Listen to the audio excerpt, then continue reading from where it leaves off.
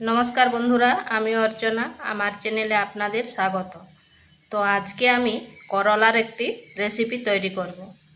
যদি করলায় এইভাবে একবার রান্না করেন তাহলে একটুও তেতো লাগবে না, আর বাচ্চা থেকে বড় সবাই কিন্তু চেটেপুটে খাবে। তো চলুন দেখে নেওয়া যাক আমি এই করলার রেসিপিটা কিভাবে তৈরি করি। এখানে নিয়েছি 300 গ্রাম করলা। এরপর করলাটাকে ভালোভাবে কেটে করে ধুয়ে নিচ্ছি। করলাটা এইভাবে কেটে নিয়েছি, খুব বেশি কিন্তু পাতলা করিনি। দেখুন একটু একটু মোটা মোটা আর কি, খুব বেশি মোটাও নয় খুব বেশি পাতলাও নয়, এইভাবে কেটে নিয়েছি আর ভালোভাবে ধুয়ে নিয়েছি। এখানে কড়াই বসিয়েছি, তাতে একটু জল দিয়েছি আর দিয়ে দিচ্ছি লবণ। এরপর করলাগুলো দিয়ে দিচ্ছি।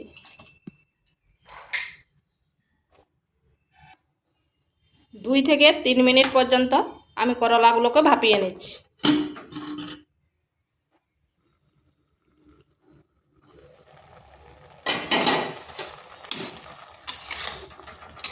করলাটা 2 থেকে 3 মিনিট হয়ে গেছে আর হালকা সিদ্ধ হয়ে গেছে। এরপর করলাগুলো তুলে নিচ্ছি। এখানে কড়াইটা ভালোভাবে ধুয়ে নিয়েছি, দিয়ে দিচ্ছি সরষের তেল।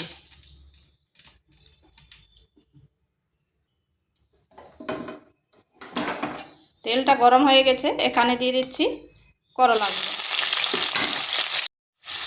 এখানে দিচ্ছি হলুদ। এখানে আর কোনো নুন দেবো না, যেহেতু আগেই দিয়েছি। এরপর করলাগুলো একটু ভালোভাবে ভেজে নিতে হবে।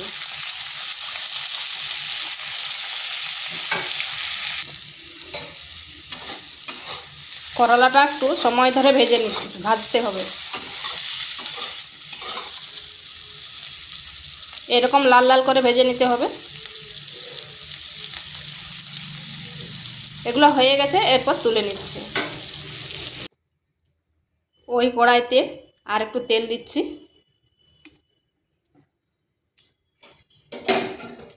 আর দিয়ে দিচ্ছি 2টো মিডিয়াম সাইজের আলুকে সেদ্ধ করে এভাবে কেটে নিয়েছি। আলুগুলো আগে থেকে সেদ্ধ করে নিয়েছিলাম। দিয়ে দিচ্ছি লবণ আর হলুদ। আলুটাকেও একটু ভেজে নিচ্ছি।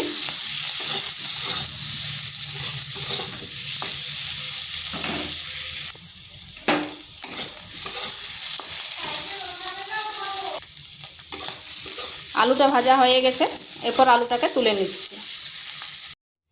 এরপর ওই কড়াইতে দিয়ে দিচ্ছি সরষের তেল।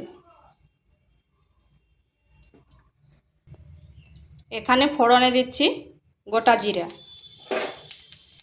একটি শুকনো লঙ্কা আর দিচ্ছি তেজপাতা।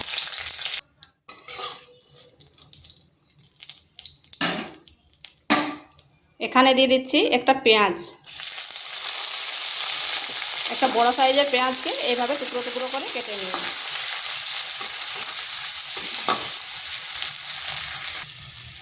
আর দিচ্ছি একটা টমেটো।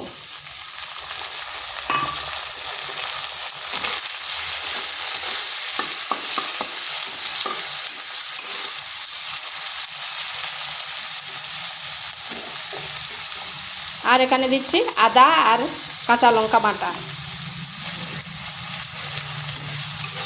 একটু ভালোভাবে কষে নিচ্ছি যাতে আদার কাঁচা গন্ধটা চলে যায়।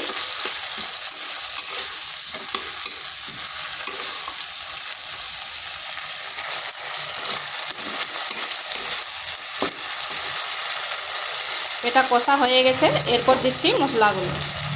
দিচ্ছি সামান্য লবণ, যেহেতু আলু আর করলায় লবণ দেওয়া আছে তাই অল্প লবণ দিলাম।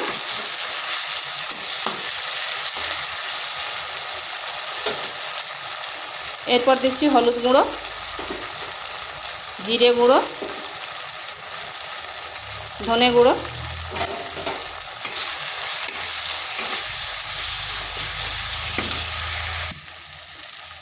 আর দিচ্ছি কাশ্মীরি লঙ্কা গুঁড়ো।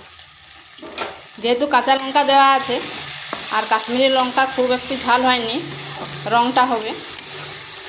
এরপর ভালোভাবে মশলাটা কষে নিলাম।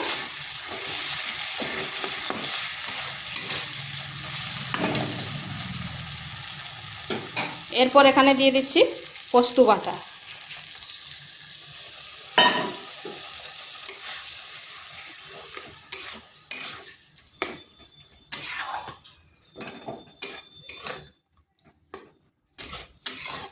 মশলাটা একটু ভেজে নিচ্ছি। এখানে মশলাটা দেখুন ফুটে উঠেছে আর কড়াই থেকে তেল ছেড়ে যাচ্ছে। এখানে দিয়ে দিচ্ছি সামান্য চিনি। এটা না অপশনাল, আপনারা নাও দিতে পারেন।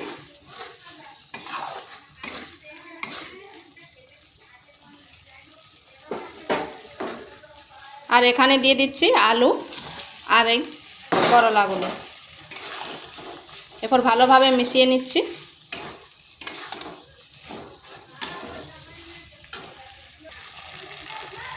এখানে দিচ্ছি সামান্য জল, কারণ এটা কষা কষা করবো তো।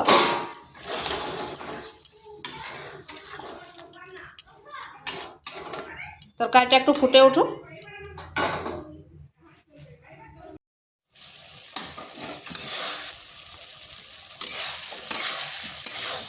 এখানে বেশি জল দিইনি এই কারণে, কারণ আমার করলা আর আলু দুটোই সেদ্ধ করা ছিল তো, তারপর ভাজা ছিল।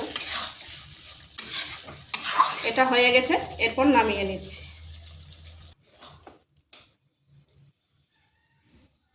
এটা গরম গরম ভাতের সাথে খেতে কিন্তু দুর্দান্ত লাগে। আর এইভাবে রান্না করলে করলার কিন্তু তেতোটাও থাকেনি। আর এই সময় করলা খাওয়া খুবই ভালো শরীরের পক্ষে। তো এটা আমার তৈরি হয়ে গেছে। তো ভিডিওটা ভালো লাগলে লাইক শেয়ার কমেন্ট অবশ্যই করবেন, আর নিত্য নতুন রেসিপি পাওয়ার জন্য চ্যানেলটিকে সাবস্ক্রাইব করবেন।